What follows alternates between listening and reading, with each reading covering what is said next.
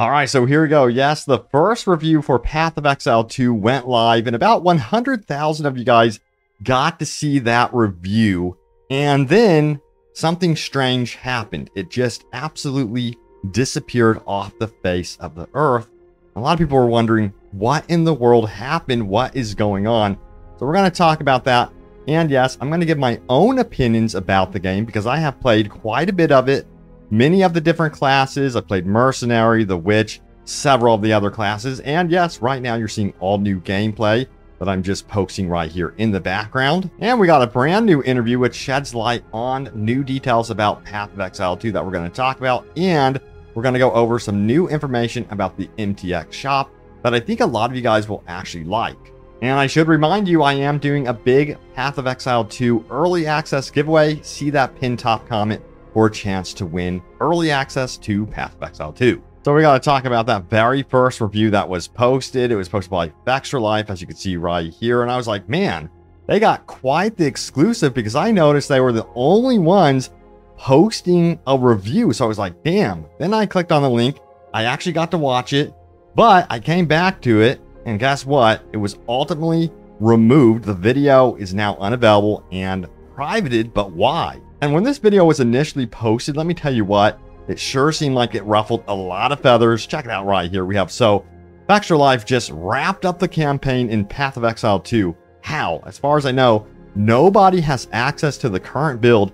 So he's either playing a full NDA'd alpha that will never leave NDA and should not be able to talk about, or straight up lying. Both options are pretty bad. And some people defend Extra Life, saying they've used their guides and have had zero issues. Maybe you guys should just get over the whole embedding scandals already and move on. So yeah, what's your take on this one? And despite the video being removed entirely, yes, the details are out in the wild, but out of respect for the dev team, I'm not going to go over those. Instead, what I'm going to do in this video later on is give my own impressions of the game so far, because yes, I've played quite a bit of it, a lot of the classes. So yeah, I have some things to say. And get this, we got an official reply from the actual Path of Exile team. It says this: we've seen some speculation that some people might already have access to the early access version of Path of Exile 2.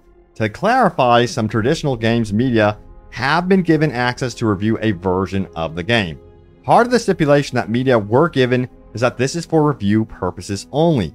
They may share their opinions of the game, but are not allowed to produce guide-style content from the version that would spoil the discovery of the game or post unedited playthroughs. They are not playing on the same servers as the early access version, so none of their progress will be kept. In addition, all of their content they produce is embargoed until the release of early access on December 6th, so no content is supposed to be posted until then. I am so glad for that, by the way, to avoid spoilers. I really hate when like the entire story is out days before the game releases. So kudos to the dev team for this call. But back to the post here, it goes on to say the following: unfortunately, there was a miscommunication with Extra Life that resulted in a video being posted early. This was a mistake on our end and is no way on Extra Life. On release day, we want players to be able to make a more informed choice about if they would like to buy a key. We believe that allowing traditional games media access should be able to accomplish this without spoiling the game. And you know, I've been doing YouTube for a very long time, and I've traveled to many different events, dealt with many different types of NDAs and embargoes, and once in a blue moon, something like this happens, and usually it isn't malicious. That's what I've noticed. Now, there was one time where it was absolutely malicious. That's a whole other story. But this one seems like it's just chalked up to terrible miscommunication. But you know, I got to say, it is interesting that the review embargo is going to be on December 6th, which is the same day that it does release in early access. And I think that Path of Exile 2 can get away with this because they are so upfront and transparent about this game being in early access. And from what I have played at events, by the way, this game is polished. I'm very surprised that's even considered early access. It feels very polished so far, at least from what I have played. I wouldn't be surprised if this goes down as one of the more stable releases for an early access game. But wait a second, I do believe the servers on launch day will go through a hell of a time. So yeah, that is a different story. But let's go ahead and talk about that recent brand new interview with Jonathan Rogers. And we have a breakdown, thankfully, on Reddit here about the interview. It was a long-winded interview. So here we go. And it says transition from Diablo-like to Exile-like. Jonathan likes to take ideas from other games and expects other devs to do the same part of the creative process. Now, Path of Exile 2 feels 90% of the way to being what Jonathan's ideal ARPG is in terms of gameplay, though not all the content is there yet. There will be some amount of sharing between Path of Exile 2 and Path of Exile 1, of course. King's Mark is a good example. Games are too different to easily port one thing to another gameplay-wise. Now, Mirror of Kalandra is confirmed to be returning. All the uniques from Pinnacle in-game content should be chase items so that players want to do the content. And I gotta say, I love the fact that they focus so much on the in-game with this one, and they decided to say, you know what, we're gonna hold off on doing all of the campaign, and we're really going to hone in on that in-game and really flesh that out. I thought that was the smartest choice. And unique items can do more interesting things in Path of Exile 2 because of all the new design space with skills. Now, Jonathan has never found a mirror except when cheating using dev tools to kill monsters. And that just goes to show how very rare these mirrors are going to be. And early access content updates every few months, but the dev will be taking a break over Christmas. So yes, you have been warned if you're expecting a ton of updates at the tail end of December when it comes to Path of Exile 2.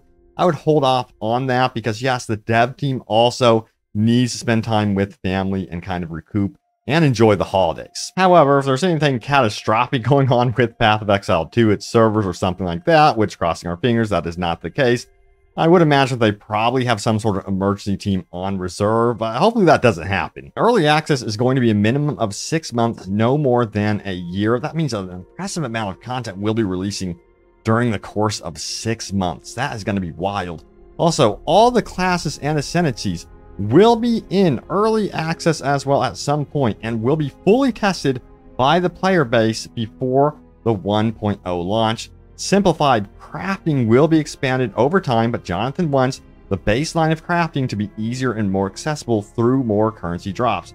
Path of Exile 1 has over 10 years of expansion and has a lot of crafting blow and overlap with all the different systems in the game. And I think that's one of the reasons why so many players do not venture into Path of Exile 1 at this point. They're so intimidated by it. So this is going to be a great entry point into this franchise with Path of Exile 2.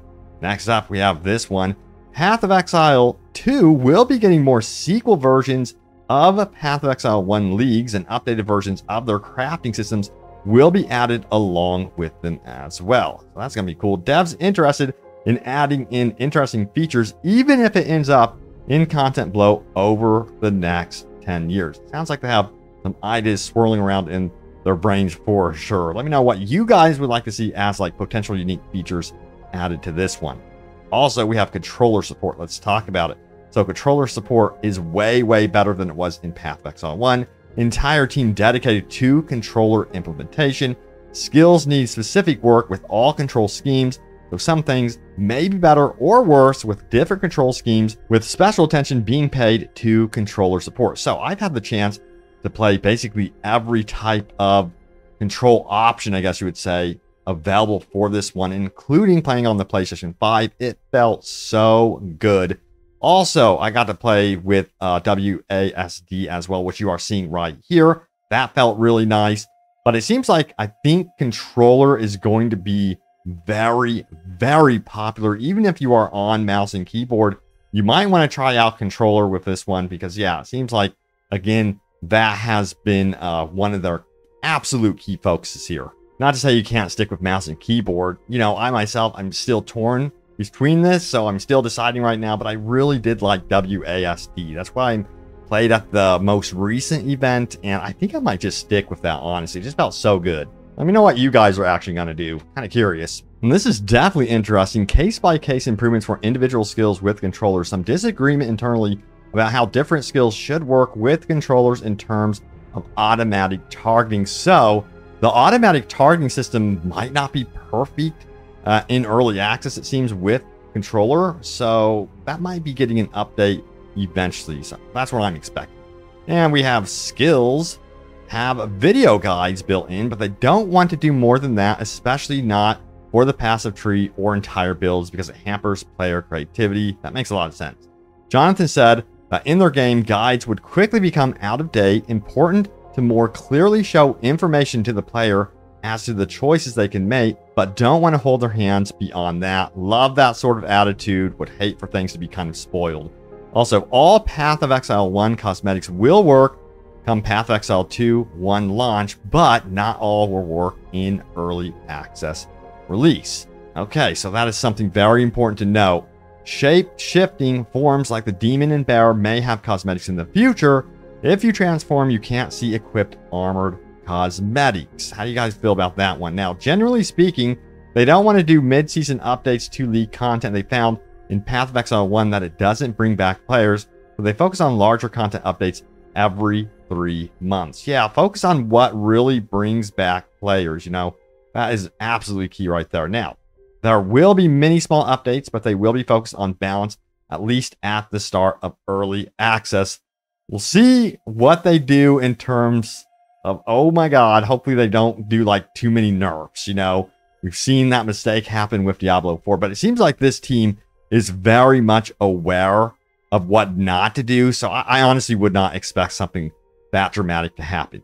And we have Path of Exile 2 has a completely new store and allows you to try on cosmetics before you purchase. And a lot of people were rejoicing about this under this thread right here that yes, MTX preview confirmed for Path of Exile 2. And you know, if the cosmetics are reasonably priced and really cool looking, I'm willing to fork over some cash to support the dev team and the future of this game. But you know, those two things have to go hand in hand. And the game has to be pretty damn good too, which this is looking like a total winner. And we've got up to 6-player co-op right from the beginning of Act 1. You could resurrect your teammates, but this stops being possible in the in-game. Oh boy, game is balanced with both single player and multiplayer in mind, with there being no advantage to one or the other. Now, in-game map and bosses only have one attempt. The intent is that only the best of the best are able to challenge the very hardest content, so get good. Now, Jonathan wants actually beating pinnacle content to be very rewarding compared to Path of Exile 1, where it's fairly easy, and the satisfaction of overcoming the challenge is less because of it. Honestly, I think this might be one of the more addictive in-games that we will see from an ARPG. I really do think that the challenge alone is going to be something that a lot of veterans of ARPGs will love. We'll see how it works out, but I'm thinking that's probably the direction this will go in. Now we have this one right here. Not every build element, melee versus range, is balanced against each other. The important thing is that the game gives you a bunch of tools to solve all sorts of problems. An example of this is being able to have 6 linked utility slots. Now Jonathan thinks melee is very strong. Log in Melee Pros. I've been hearing very, very good things about the Warrior. Out of the events, a lot of people were like, the Warrior is my go-to. Funny enough, I just love the Mercenary. I cannot get enough Mercenary, and I think that's what I'm going to go for as my main, I guess you would say. Now, also, we have this one right here. A lot of bosses are easier to fight in melee since bosses use different abilities if you're at a distance. It's also easier to dodge around the boss if you're up close. You got to get really good at dodging in this one. Now, no dedicated team to simulating capitalism, but the free market is important in Path of Exile, and no item is bound to the player. Items having value is important, and being able to trade helps with that. So trading in this one is going to be pretty invaluable, it seems. And we have understanding the in real life stock market help with developing the currency exchange. So it seems like it's pretty realistic. Now, Path of Exile 1 lore and story was very fragmented. Jonathan hopes that they've done a much better job with storytelling in Path of Exile 2, wants to add a lore glossary in the game. And what I played through when it comes to Act 1, it felt very natural in every single way of just progressing through the actual story, the map, and everything like that. And you know, how bosses were revealed felt very, very good. And phantom nerfs were not really a thing. Transparency is important. They did make a few minor tweaks behind the scenes during Path of Exile 1. Interesting. So, some unique items will be harder to build for since they require certain requirements to be met. And Jonathan doesn't want to spoil specific uniques, but there are a lot of returning uniques, and the reworks will surprise people. So even though they are returning, they should have like a fresh coat of paint, so to speak, and feel somewhat new and exciting. We'll see. You never know. Some changes could be perceived as, why did you change this? You know, I liked it how it was before. So that is somewhat risky from a development standpoint. We'll see how the community receives it. And no Mage Blood replacement due to recent Flask rework. And Jonathan almost leaks something unique related, but restrains himself. Damn, so close. And underused skills will be buffed. Some skills will not see a lot of use, and that's okay. Better to buff weaker skills than nerf the strong stuff. So that's good. We're already seeing a trend here that they're against nerfing stuff. Jonathan is accused of preferring nerfs over buffs. No comment is made. Oh, man.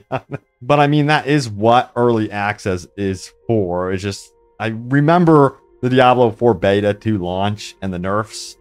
Yeah, it did not go well, even though, you know, it was considered a beta. People were still very much like, why did you nerf my favorite stuff? Anyway, back to this. So, the main improvement in Path of Exile 2 is that there is more skill information in the game, such as minion stats. In the skill tree, you can see what effect nodes have before you pick them. That's nice. Now, Path of Exile 2 will never allow you to simulate a build in the game client that you don't have the items for, like how people can simulate builds in Path of Building. Now, Grinding Gear Games likes poaching the devs who make the third-party tools since they already understand the game. So that's cool. They like reaching out to them. Jonathan doesn't know what the dot cap is in Path of Exile 2. Dot cap was a technical thing, not a balance thing in Path of Exile 1, and the player should hopefully not run into it. And Royal Mount confirmed as the only mount in the game at the moment. A few ideas going forward. The Royal lets you attack at range without slowing down, and it's very powerful once you do a melee focused mount, but it would take a lot of work. And I think this goes to show how expansive the world is, considering that we have mounts in this one. So I cannot wait to actually try out the mount. Also, what about guilds? Guilds are not currently combined for Path of Exile 1 and 2 due to technical limitation, and no guild specific challenges because they don't want to pressure people into joining a guild, and you still need to go through the axe every single league. Yeah, let me know how you feel about that. I've heard some opinions on that one. And they've done some things with replaying the campaign as well to make it more replayable. And then important that everyone has an even playing field at League Start, and a lot of work need to make sure that the servers are playable come the 6th, so Jonathan is going home. So yeah, sounds like they might be a little bit worried about the stability of the servers on the 6th. It's going to be interesting because I think they're going to be overloaded for sure. This one's going to be a huge hit. So it might take some patience for the servers to kind of stabilize. And I wanted to talk briefly about my own impressions from playing the game, from events. You know, I spent some time with the Mercenary. The Witch was so much fun, by the way. And also I had some time with the Warrior, the Sorceress, and a little bit of time with the Ranger. So yeah, a lot of variety there. Let me tell you what, each class feels wildly different from one another, but I have to say my go-to probably is going to be the Mercenary, but I'm still torn between the Mercenary and the Witch currently because I played Necromancer in Diablo 4 and loved that setup, and the Witch is like the closest thing. Still feels very, very different, but I think the replayability is going to be huge with this one, by the way. And when it comes to the actual combat compared to that other ARPG, you know the one, Diablo 4, this one feels very, very different. It feels like a lot more active. You have to be more on the ball, use the roll, but it definitely has this strange, like, Souls Elden Ring vibe to it, despite it being isometric and top-down. It feels great. And one of my big worries for the Mercenary was that it was just going to end up feeling like a twin-stick shooter. And that's not something that I wanted for an ARPG. And that is definitely not the case. It still feels very, very ARPG and feels like it fits into the mold, this class here, of the other classes. Feels like it fits right alongside them. So that is excellent, excellent news. That doesn't feel like very out of place, you know. But one thing about this game that I think is going to appease to a lot of players is the fact that despite it is a Path of Exile game, it is more approachable than the first game. That does not mean it is easier. In fact, this game is very, very challenging, which it must be challenging. You know, Path of Exile has always been known to be fairly challenging and a lot of fun with the build setups as well. You don't want it to be too easy, despite that this has no difficulty. And again, I have to go to the Elden Ring comparison when it comes to difficulty and the Souls comparison, because the difficulty is what you make of it. If you come across a barrier, you're going to have to turn around, find a way around, maybe build up your resistances, find a better weapon, improve your character and then face the boss, the challenge that is blocking your way. And then you will eventually get through it. That did happen to me during my playtime. Let me tell you what, it is so rewarding once you finally get through those challenges that await you. And now it's time to go over your top comments. Remember, leave a comment down below. It can end up right here in a future video. Let's see what you guys had to say about my recent Path of Exile 2 video. Here we go. It says, I'm crying every day like a squirrel curl about how good Path of Exile 2 looks. Yeah, I think that if there's some gamers out there that aren't really paying attention to this one right now, when it releases, it's going to hit them like a storm. People will be paying attention to this one. I promise you this, I do believe that this will be on many people's Game of the Year list at the top. I guarantee it. And next up, we have my 35th birthday will be spent playing the game all day. That is going to be a hell of a birthday. Have a good one, man. And we have, people don't realize yet how this will look godlike stunning with HDR on an OLED TV monitor. I'm all set up, ready to go over here. Let me tell you what, I am so ready. And we have, this game will be a masterpiece once it's out of early access. And it's not going to be in early access for too long. For some reason, I was thinking that's going to be a longer period of early access. But it's great to note that it's going to be like 6 months, or that's what they're thinking at least. You never know, that could change. And we have, this is the Diablo 2 follow-up I have been waiting for since I was practically a kid. This is almost a once-in-a-lifetime kind of release for me, and it looks better than I could ever hope. It's crazy, man. Hell yes. You know, it looks like they're nailing it so far. Cross our fingers, they can get those servers stabilized very, very quickly when it comes to release, you know, and people can be patient during that time, because December 6th, it's going to be rough. I think it might be a little bit rough. I wouldn't be surprised. I'm just saying. I'm going to kind of warn you guys, because it's going to be hugely popular. But thank you all so much for watching. Stay tuned here for more Path of Exile 2 news. I have you guys covered, and I will see you all next time. Take care.